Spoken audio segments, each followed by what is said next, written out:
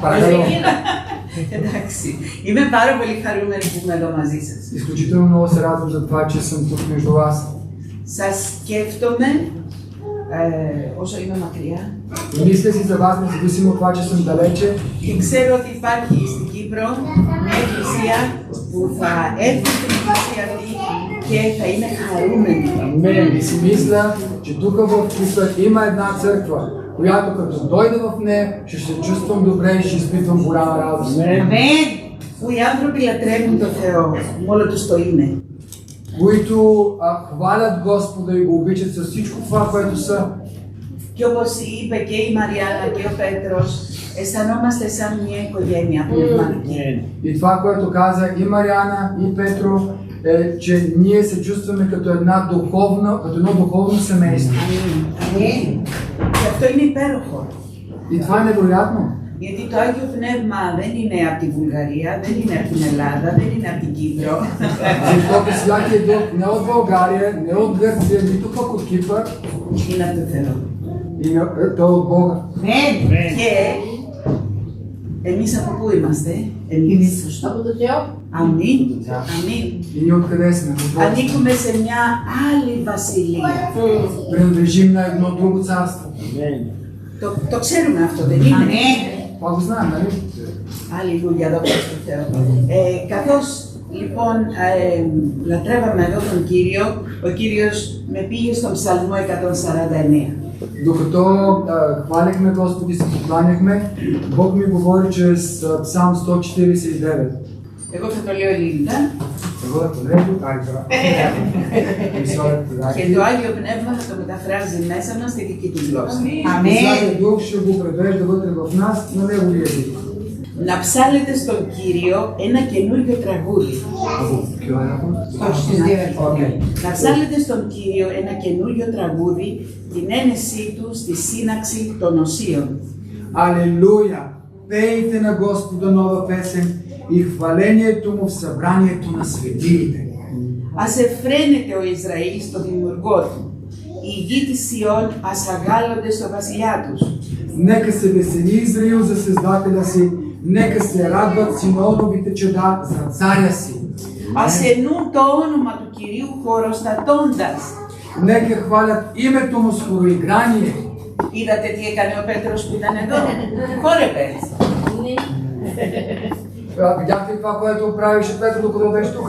Танцуваше. Έτσι είμαστε καλεσμένοι να κάνουμε όλοι, έτσι. Така сме поканени всички да правим, не само Петро. Δεν σαν Πέτρο. Не. Ας ψαλμοδούν σε αυτόν με τύμπανο και κιθάρα.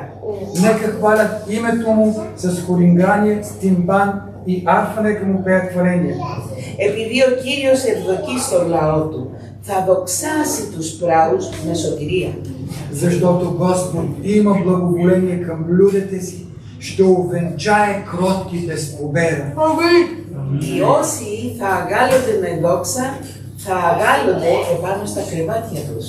Светиите тържествуват славно, ще се радват на леглата си. Δηλαδή τι σημαίνει αυτό? Така какво означава това? Δεν θα έχουμε πρόβλημα να κοιμηθούμε νύχτα. Γιατί πολλοί άνθρωποι έχουν πρόβλημα με τον ύπνο. Το ξέρετε αυτό, δεν είναι? Това означава, че няма да имаме проблем да спим нощно време, защото има хора, които не могат да спят нощно време. Това го знаете, нали? Οι εξυμνήσεις του Θεού, ακούστε το αυτό, οι εξυμνήσεις του Θεού θα είναι στο λάρυγγά τους σαν δίστομη ρομφαία στο χέρι τους. Алелуя! Славословия към Бога ще бъдат в устата им и меч двуостър в ръката им. Αμέν.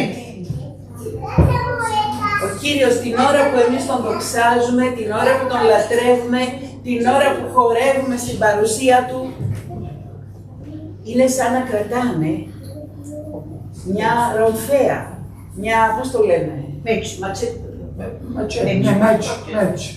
Ναι, По времето, когато хвалим Господ, покланяме се, издигаме го, славим го, Господ стои с един меч и воюва за нас. Για ποιο λόγο? Поради каква причина? Για να κάνουν εκδίκηση στα έθνη, παιδεία στους λαούς.